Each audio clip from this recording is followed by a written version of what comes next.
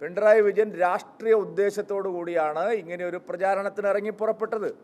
മകളുടെ പേരിൽ ഉയർന്നു വന്ന, തനിക്കെതിരെ ഉയർന്നു വന്ന മാസപ്പടി കേസിൽ നിന്ന് ശ്രദ്ധ തിരിക്കാനാണ് മുഖ്യമന്ത്രി ജനങ്ങളെ കബളിപ്പിച്ചത്. സർക്കാർ ഖജനാവിൽ നിന്നാണ് കോടികൾ നഷ്ടമായിരിക്കുന്നത്.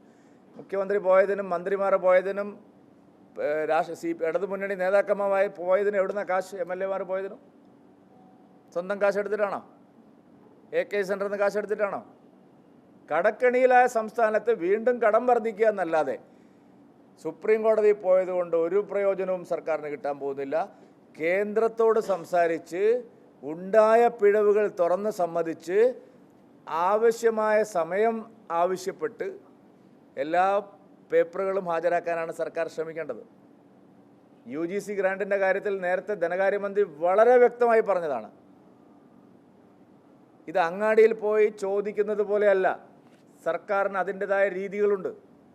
നിങ്ങൾക്ക് ഉദ്യോഗസ്ഥന്മാരില്ലെങ്കിൽ നിങ്ങൾ പ്രൊഫഷണൽ ആൾക്കാരെ ഇതിനെ ഏൽപ്പിക്കണം. നിങ്ങൾക്ക് കാര്യങ്ങൾ കൈകാര്യം ചെയ്യാൻ പറ്റുന്ന ഉദ്യോഗസ്ഥന്മാരില്ലെങ്കിൽ ആ തെറ്റ് കേന്ദ്രത്തിന് തലയിൽ അടിച്ചേൽപ്പിക്കരുത്. മോദി സർക്കാർ അതിവേഗം ഓടുന്ന സർക്കാരാണ്. നിങ്ങൾ ഈ 75-ലെ ചിന്തയും കക്ഷത്ത് വെച്ചിട്ട് ഇതാണ് ഭരണരീതി എന്ന് പറയുന്നത് നടപ്പുള്ള കാര്യമല്ല. മോദി സർക്കാർ അതിവേഗം ചലിക്കുന്ന സർക്കാരാണ്. കുതിച്ചു പായുകയാണ് മോദി സർക്കാർ. നിങ്ങൾ ഈ ശകടം ഇപ്പോഴും കിതയ്ക്കുകയാണ്. ഇത് ശരിയാവില്ല. കേരളത്തിലെ ഭരണ സംവിധാനത്തിൻ്റെ പരാജയമാണ്. അത് പിണറായി വിജയൻ ഏൽക്കണം. എന്നിട്ട് കേന്ദ്രത്തെ കുറ്റം പറയുന്നത് അവസാനിപ്പിക്കണം. നിങ്ങൾ ഓരോ കാര്യവും അത് പണം ഉണ്ടാക്കാൻ മാത്രമാണ് നിങ്ങൾ ശ്രമിക്കുന്നത്. ഇപ്പോൾ ഇടുക്കിയിലേക്ക് വന്നാൽ കേന്ദ്രം വനം പരിസ്ഥിതി നിയമത്തിൽ കാതലായ മാറ്റങ്ങൾ വരുത്തി. 2022 നവംബറിൽ കേന്ദ്രം പാർലമെൻറ്റിൽ കൊണ്ടുവന്ന വനം പരിസ്ഥിതി ഭേദഗതി നിയമത്തിൽ കാര്യമായ മാറ്റങ്ങൾ വരുത്തി. ഇവിടെ ആരും അതിനെപ്പറ്റി ഒരു നന്ദി വാക്ക് പറഞ്ഞില്ല. വലിയ സമരങ്ങൾ നടന്ന സ്ഥലമാണ്. വനം പരിസ്ഥിതി നിയമങ്ങളെ സംബന്ധിച്ച്, ബഫർ സോണിനെ സംബന്ധിച്ച് എല്ലാം വലിയ സമരങ്ങൾ നടന്ന സ്റ്റേറ്റാണ് നമ്മുടേത്. കാതലായ മാറ്റങ്ങൾ വരുത്തി. കർഷകർക്ക് അനുകൂലമായ നിരവധി പ്രപ്പോസൽസ് വന്നു. സർക്കാർ മിണ്ടിയതേയില്ല. അതിൻ്റെ ആനുകൂല്യം കർഷകർക്ക് ലഭിക്കാതിരിക്കാനാണ് ഇപ്പോൾ ഭൂപതിവ് ചട്ടം എന്ന് പറഞ്ഞിട്ട് പുതിയ വന്നിരിക്കും. എല്ലാം റെഗുലറൈസ് ചെയ്യണമെങ്കിൽ പണം അടയ്ക്കണം. എന്താണ് ഇവിടെ ആരും സമരത്തിനിറങ്ങാത്തത്?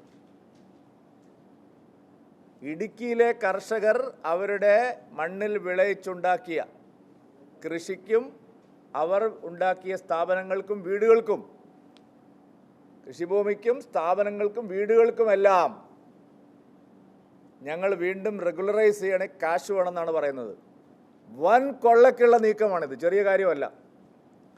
വൻ കൊള്ളയാണ് നടത്താൻ പോകുന്നത് സർക്കാർ. ഈ ഇടുക്കി ജില്ലയും മലയോര മേഖലകളിലും വൻ കൊള്ള ലക്ഷ്യം വെച്ചാണ് ഇതിന് പോകുന്നത്.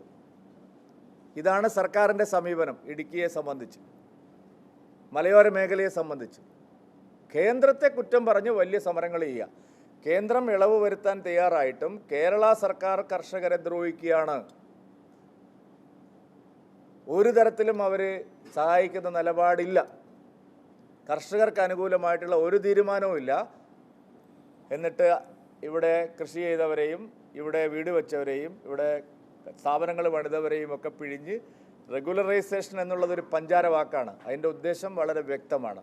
ഞാൻ മനസ്സിലാക്കുന്നത് 5000-6000 ഫയലുകളാണ് ഇവർ എടുത്തു വച്ചിരിക്കുന്നത്. CPM-ഉം CPI-യും എല്ലാം എടുത്തു വച്ചിരിക്കുന്നത്. അതൊക്കെ കാശടിച്ചു മാറ്റാനുള്ള നീക്കമാണ്. കൃഷിക്കാരെ സഹായിക്കാനല്ല. അത് പിടിച്ചു വച്ചപ്പോഴാണ് ഗവർണർക്കെതിരെ ബളം വയ്ക്കുന്നത്.